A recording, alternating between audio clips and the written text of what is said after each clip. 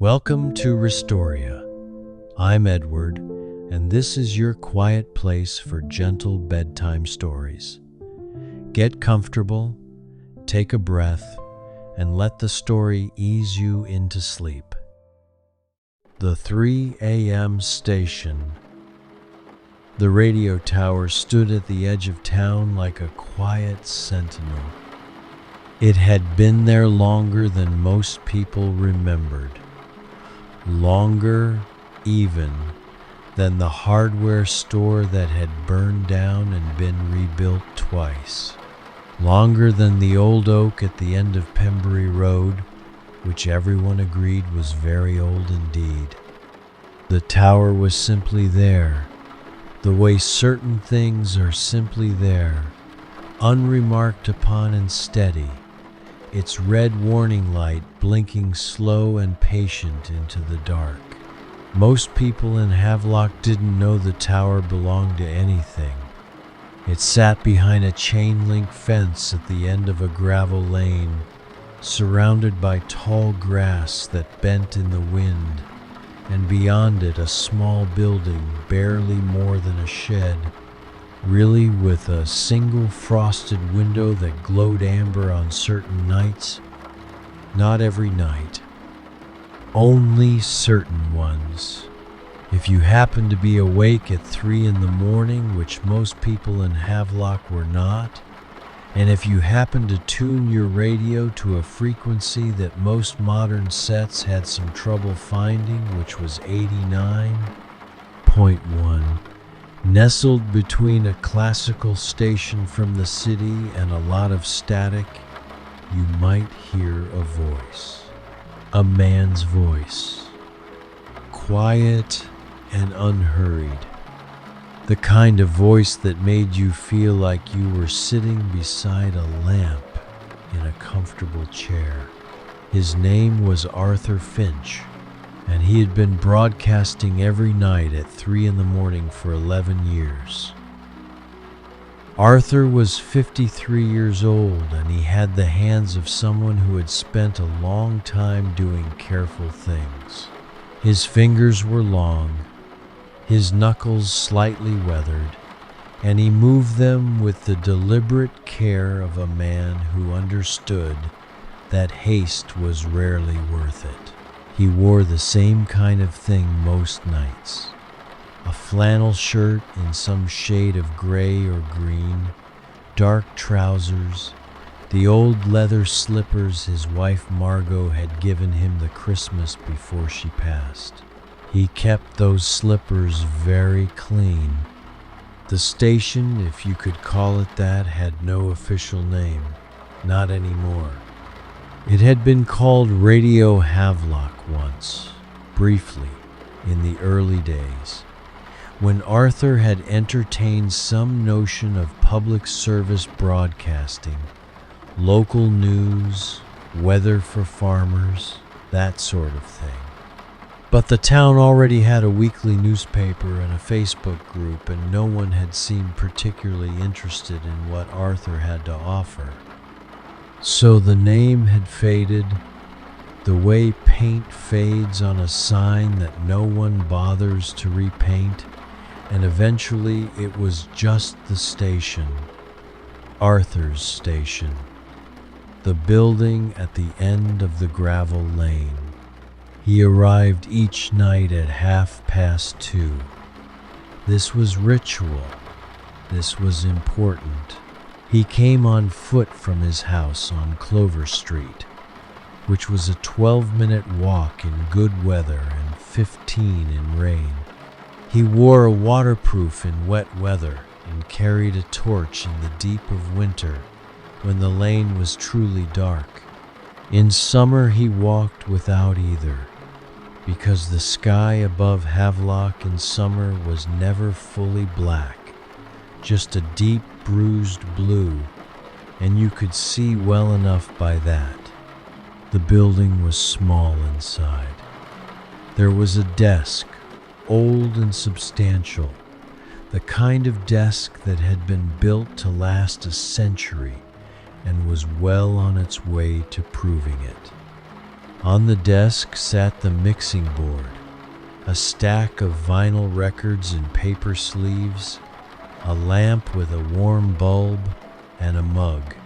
The mug was always waiting because Arthur made his tea before he left the house and carried it in a flask. Chamomile most nights. Sometimes a blend Margot had liked, a mix of rooibos and vanilla that he still bought from the same shop in town, even though the woman who ran it had changed twice since Margot's time. He would set the mug down and pour his tea and sit for a moment before he did anything else. Just sit.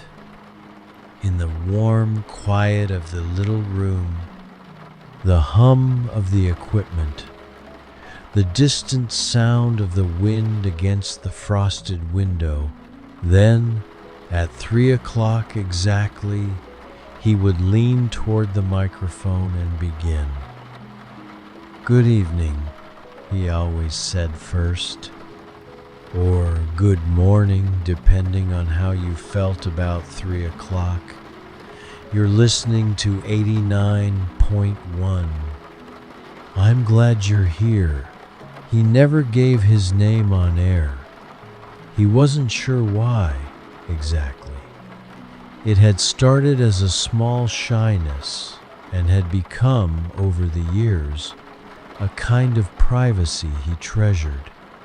He was just the voice, the man at the desk, the one who was awake when most people weren't.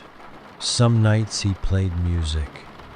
He had an extensive collection of records, jazz mostly and some folk, and a section of classical that he reserved for particularly still nights when the air outside felt delicate somehow, as though the world were holding its breath. He would lift the needle with great care and set it down and lean back in his chair and let the music fill the room while the transmitter carried it out across the dark. Other nights he talked, not about anything in particular, not news, not opinions, not advice. He talked the way you talk to someone who has come to sit with you for a while. He would describe what he could see from the window, the way the frost caught the tower light in winter, the way the long grass moved in summer, the occasional fox that picked its way across the gravel with enormous dignity and no apparent sense of hurry. He talked about things he remembered. A holiday he and Margot had taken in the West Country, the smell of the sea that came in through the window of a small rented cottage, the particular way she laughed at something a seagull did on the beach that he couldn't quite recall now, but could still see the shape of, the way her shoulders shook with it. He talked about his father, who had been a quiet man and a good one. He talked about bread he'd eaten once in a small bakery in France, a long time ago. The crust of it, the warmth inside. He talked about small things because small things were real, and real things he had found were soothing. The question of who was listening had stopped troubling Arthur somewhere around year 4. In the beginning, in those first months, when the excitement of the new thing had not yet worn smooth, he had imagined an audience. Not a large one. He was realistic. But he had pictured faces, an insomniac in a kitchen somewhere, a lorry driver on a long overnight stretch, someone in a hospital bed with the radio turned low so as not to wake their neighbor. He had broadcast for those faces, had shaped his words toward them, had felt something almost like conversation happening across the dark, But there was no way to know if anyone heard. No phone line, no email. He had set up a postal address. Once, a P.O. box in the town box 44. He still had it technically, but in 11 years only 3 letters had arrived. One was from a woman in a village called Sturton who said she had stumbled across the station while scanning frequencies and found it very restful, and thank you. One was from someone who had written the wrong address on an envelope for something else entirely and had ended up at box 44 by mistake. And one, in the second year, had been a single sheet of paper with nothing written on it at all, just folded neatly into thirds and sealed. That last one Arthur had kept. It sat in the drawer of the desk, still in its envelope. He was not entirely sure why. After year 4, the question had quieted in him. Not because he no longer cared, but because he had arrived at a kind of understanding with it. He broadcast because the broadcasting was the thing. Because at 3 in the morning the world was very still, and it was good to sit in that stillness and speak into it. Because the act of putting care into words and sending them out, even into silence, even into empty frequencies and dark air, was not nothing. It was something. He couldn't say exactly what, but it was something. Margot would have understood. She had always understood the things he couldn't quite say.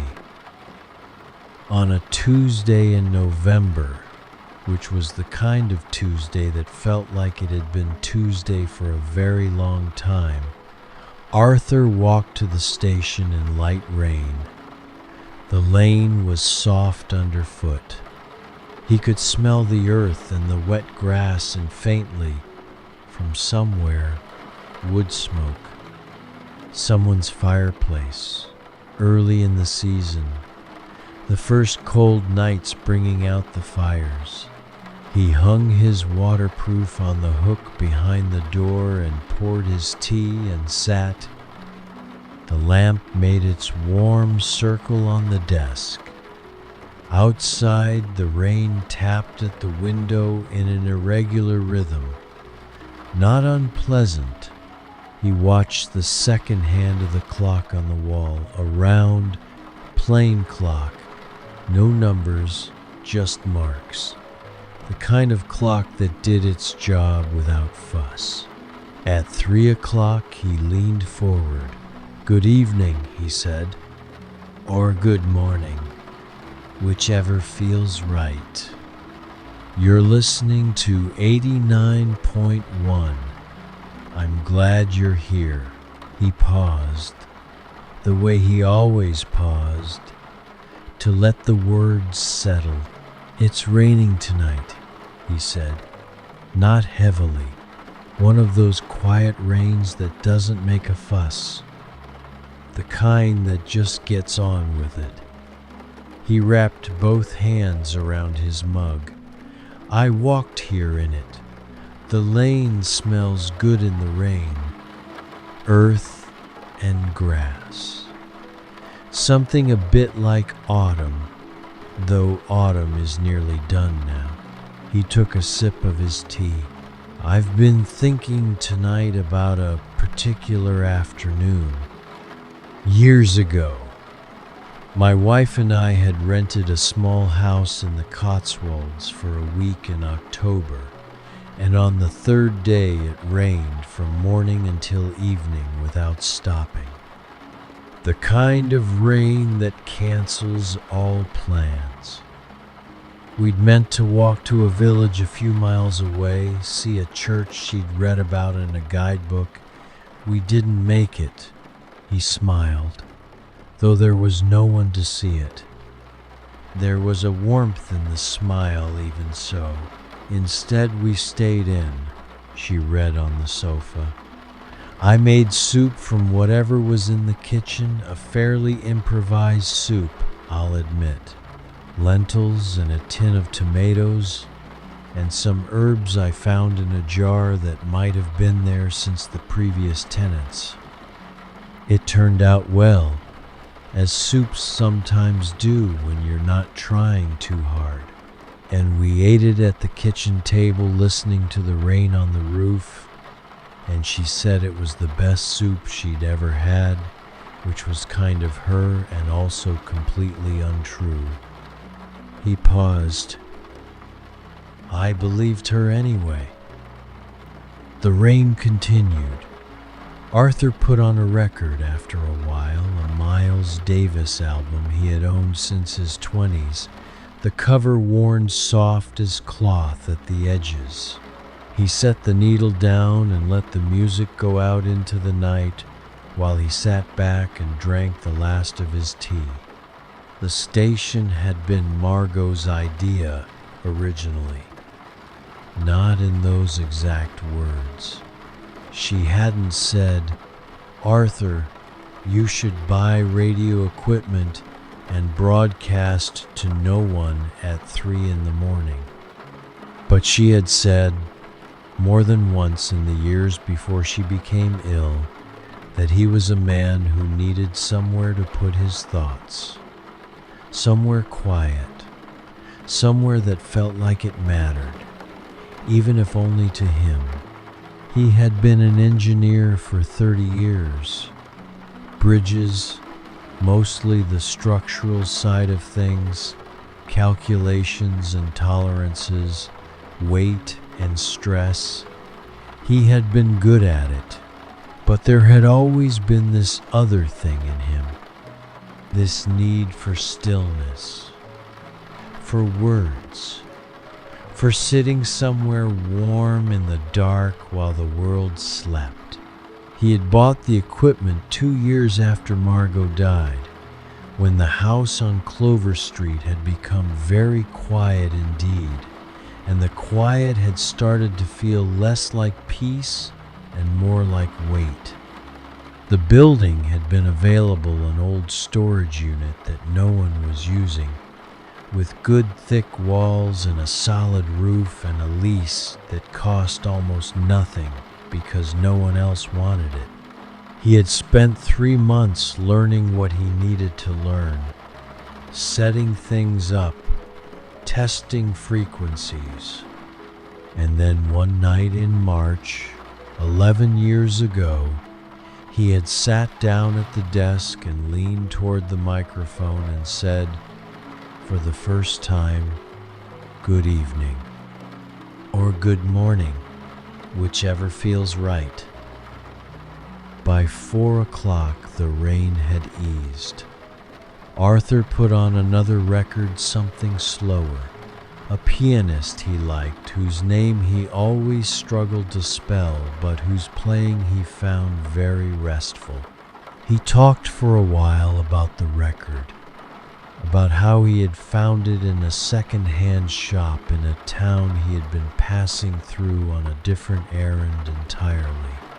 The way good things sometimes arrived sideways like that, not when you were looking for them. He talked about the shop, the way it had smelled of old paper and something floral, perhaps from a candle. The man behind the counter, who had been reading a very thick book and had not looked up when Arthur came in, but had said, without raising his eyes from the page, "The jazz is in the back, left corner, if that's what you're after." I hadn't said anything about jazz, Arthur said. I've thought about that a few times, how he knew. Perhaps I just looked like someone who was after jazz. There are worse things to look like. He talked about the record itself, the way the piano moved in it, not showing off, just thinking, almost. as though the pianist had something to work out and the keys were how he worked it out. Arthur had always liked that quality in music, the sense of something being solved slowly in front of you. Outside, the last of the rain moved off. The gravel lane glistened faintly under the tower light. Arthur watched it through the window for a moment, the way the light caught the wet stones, each one briefly bright. There were things Arthur did not talk about on air. He was aware of them, these absences, these rooms he left closed. He did not talk about how lonely the house on Clover Street was in the early morning when he came back from the station, and the kettle and the chairs and the particular way the light came through the kitchen window all felt like they were waiting for someone who was not coming. He did not talk about the evenings when he sat in the garden with his book and read the same paragraph 4 times because his mind kept drifting somewhere he didn't want it to go. He did not talk about the fact that some nights, broadcasting into what was probably silence, he nonetheless felt less alone than at any other point in his day. These things were true. He simply did not say them. What he said, instead, was things like, "The frost is very beautiful tonight. I thought you should know." Or, "I found a recipe in an old notebook today and tried it, and it wasn't quite right, but it was close, and sometimes close is enough." Or, "There's a robin that comes to the garden most mornings, and I think of him as a regular visitor now, which is probably foolish but also quite nice." Small things, real things, the kind that cost nothing to say and sometimes mean a great deal to hear. On the same November Tuesday, at a little after 4 in the morning, a woman named Iris sat in the kitchen of a terraced house on the far edge of Havelock and listened. She was 39 years old and had moved to the town 6 weeks ago from a city 2 hours away, following a job that had seemed very important at the time and now felt somewhat less so, the way jobs often do once you have them. She knew almost no one in Havelock. She had a colleague named David who was pleasant enough, and a neighbor named Mrs. Pelham who left recycling advice in the communal hallway. That was the full extent of it. She had not been sleeping well since the move. Not badly, exactly, just lightly, incompletely, the way you sleep in a house that isn't yet yours, where the creaks are unfamiliar and the silence has a different quality to the silence you're used to. Tonight, she had woken at 2:45 and lain in bed for a while and then given up and come downstairs and made tea. She had turned on the small radio on the kitchen counter, a habit from her old flat background noise while she ate breakfast, and moved through the frequencies looking for something. She wasn't sure what. Something human, maybe. She had found the station by accident, or something like it. 89.1, faintly at first, then clearer as she adjusted the dial. A man's voice, unhurried, talking about a rainy afternoon in the Cotswolds, soup made from tins, a woman who had called it the best soup she'd ever had. Iris had sat down at the kitchen table and put both hands around her mug and listened. She didn't know who he was, the man on the radio. He didn't say, he just talked in that careful, unhurried way about small things, a jazz record, a second-hand shop, a pianist whose name he found hard to spell. His voice was warm and a little rough at the edges, the way voices get when they've been used for a long time. It was the kind of voice that made the kitchen feel less empty. Outside the kitchen window, the rain had stopped. The street was wet and quiet. A car moved through somewhere distant, its sound brief and fading. Iris found that she had stopped thinking about the things she had been thinking about: the job, the city she had left, the particular kind of tired she carried around these days, like something she'd forgotten to put down. She was just listening, just here, in this kitchen, with this mug, with this voice coming through the small radio on the counter. It was a strange feeling, good strange, the kind of strange that settles rather than unsettles. Arthur played 2 more records before 5 o'clock. Between them, he talked for a while about November in general, which he had always found underrated. People dismissed it, he said. It sat between the amber warmth of October and the anticipation of December and got somewhat overlooked. But there was something in November that he had come to appreciate. A stripping back, a quieting. The trees done with their colors, the garden drawn in, the world going still in a particular way that felt, if you let it, like a kind of rest. I think November knows what it's doing, he said. It's just not trying to impress anyone. He paused. Let the quiet sit for a moment. The soup tonight, by the way, or last night, I suppose was a good one. Nothing fancy. Leek and potato, very simple, with a good piece of bread. I mention this because I think there's something worth saying about simple things done well. Not everything needs to be remarkable.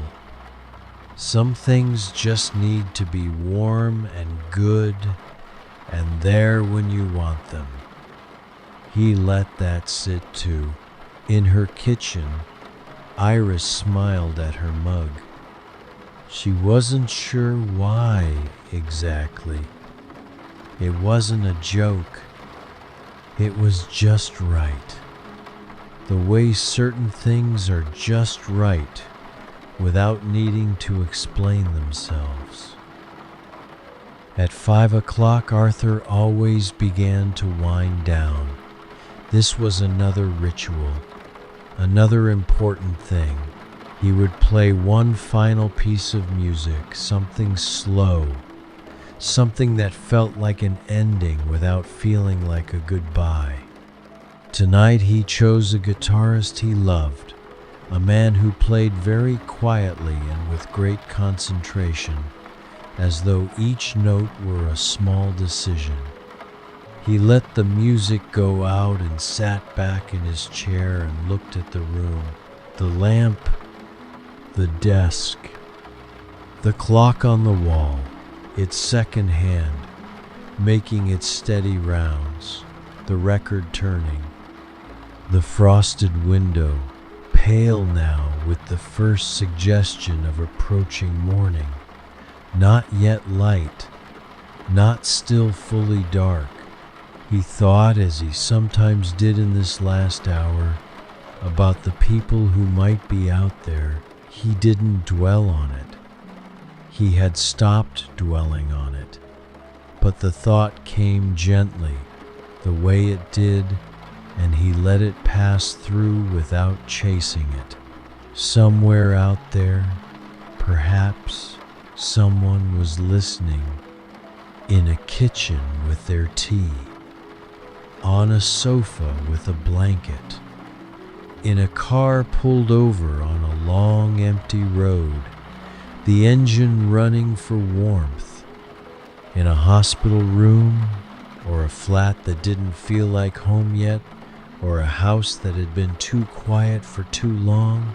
Perhaps not. Either way, he had been here. He had put something into the air. Something warm, something careful, something that had meant something to him, even if it had meant nothing to anyone else.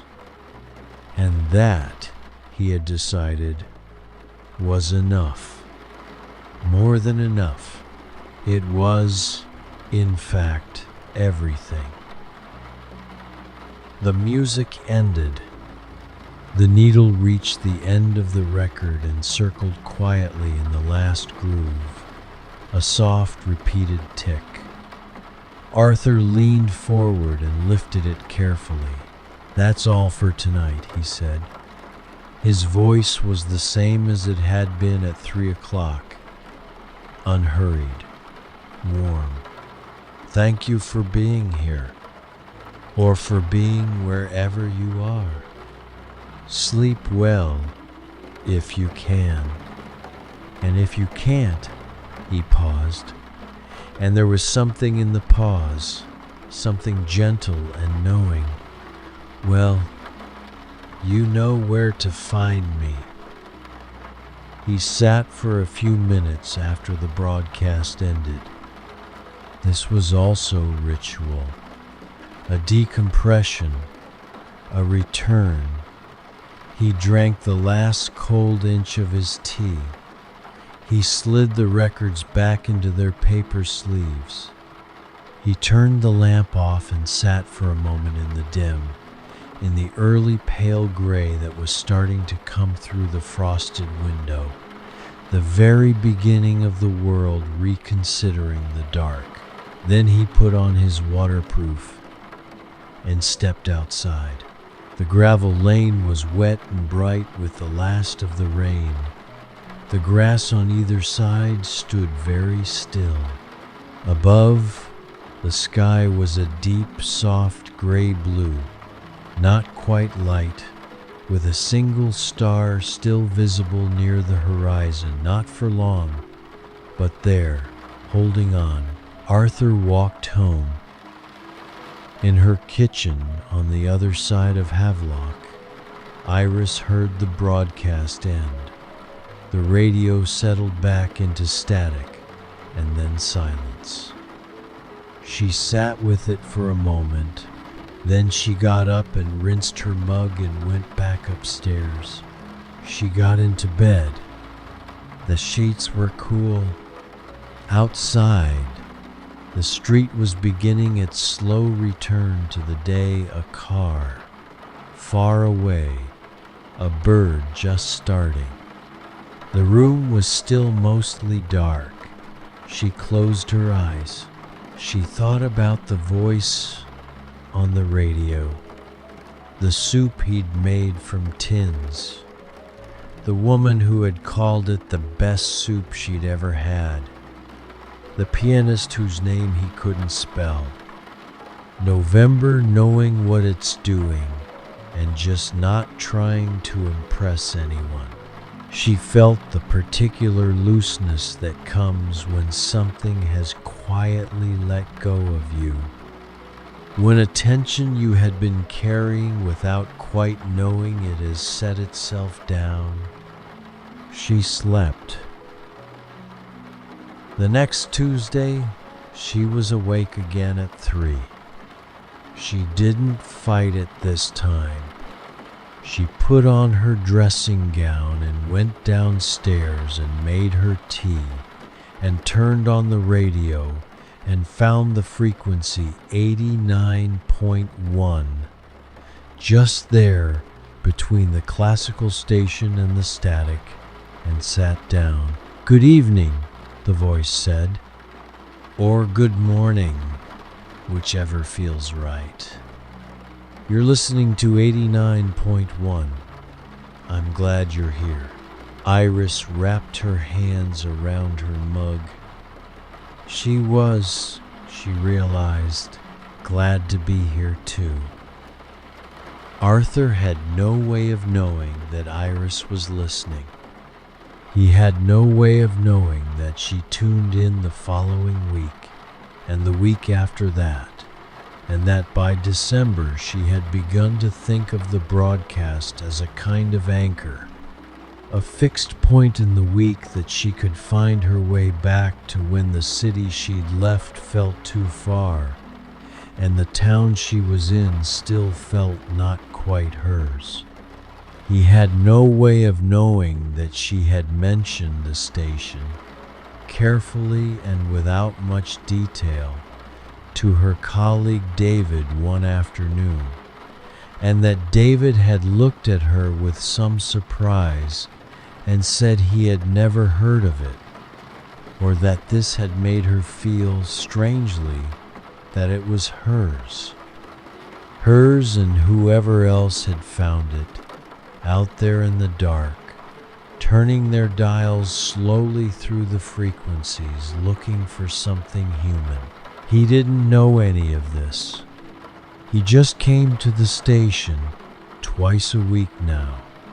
He had added Fridays in the second year, finding he missed it on the nights he didn't go, and sat at the desk and poured his tea and talked about small, real things.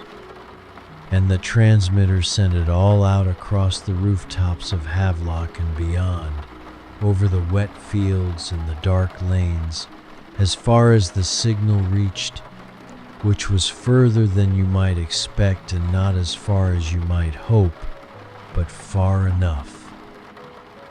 In December, the cold settled in properly.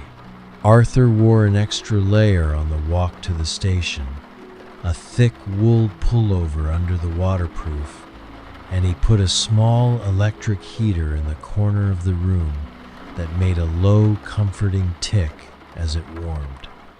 The frosted window became more frosted. The gravel lane crunched underfoot instead of giving. The star he sometimes saw on the walk home, that last stubborn one near the horizon, came out earlier now and stayed longer. He talked on air about the cold, about the way cold air smells different to warm air, cleaner and more awake, about the particular pleasure of coming in from outside and feeling the warmth of a room close around you, about a coat he had owned in his 40s, a good heavy coat that he'd had for 15 years before it finally gave up, and how he had never quite found one he liked as well, about his father, who had said once that the measure of a coat was whether it made you feel like the weather was someone else's problem. He played Christmas music only once, briefly, in the week before the holiday, and then moved quickly on. "Christmas is well served elsewhere," he said, with a gentleness that took any sting out of it. "We'll keep it quiet here." He talked about a Christmas Margot had particularly loved, an ordinary one, nothing special about it, just the two of them, and a good fire, and a film they'd both seen before, and a bottle of wine that was perhaps slightly better than the occasion required. "The ordinary ones are the ones you remember," he said. "That's something I've come to understand. On a Friday night in late December, a few days before Christmas, Iris sat at her kitchen table and listened to Arthur talk about ordinary Christmases. And she thought about the last ordinary Christmas she had had, which was 3 years ago now, and about how strange it was that you sometimes didn't know you were having an ordinary Christmas while you were having it, and only understood it later. She had brought a small plant from her old flat, a spider plant in a terracotta pot that had been in her kitchen window for 4 years and had survived 2 moves in a period of what she could only describe as neglect.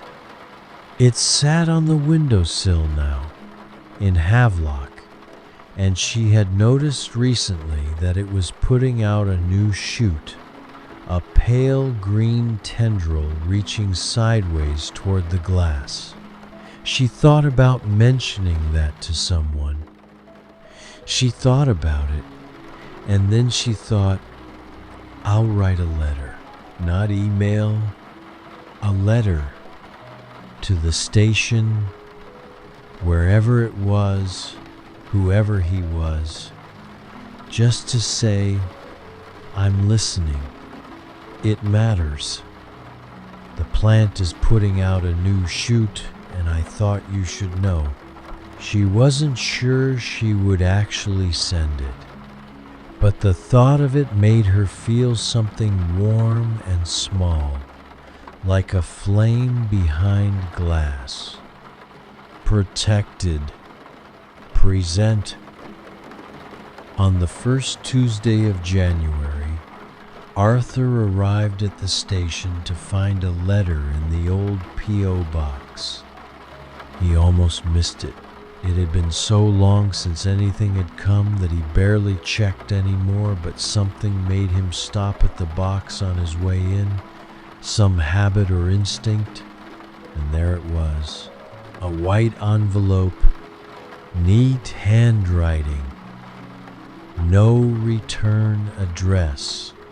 He held it for a moment in the cold, under the tower light, and then put it in his pocket and went inside. He made his tea. He sat at the desk. He waited until after the broadcast. He had never opened personal things before the broadcast. This was another unspoken rule he kept. And then, at a little after 5 in the morning, in the pale beginning of a January day, he opened the letter. It was short, half a page, in the same neat handwriting. It said, I found you by accident 2 months ago on a rainy Tuesday night.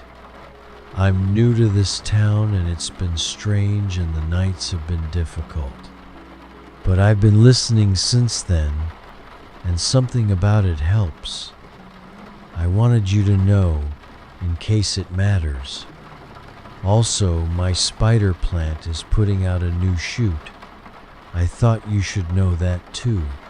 It was signed simply Iris. Arthur read the letter twice. Then he folded it carefully into thirds and held it for a moment. Outside, the January sky was just beginning its gray lightning. The lane was frosty and still. The tower light blinked, slow and patient, the way it always did. He thought about a woman in this town, somewhere, in a kitchen at 3 in the morning, with a spider plant on the windowsill putting out a new shoot. He thought about the rainy Tuesday, about the soup he'd described that night, the Cotswolds afternoon, the best soup she'd ever had. He thought about the letter that had arrived in year 2, the blank one, folded neatly into thirds. He put the letter in the drawer, next to the blank one, Then he sat for a while in the quiet. The heater ticked. Somewhere outside, a bird called once and then stopped. He was not a man given to grand feelings, or at least not to expressing them, but he felt something in that moment that was difficult to name, and that he did not particularly try to name.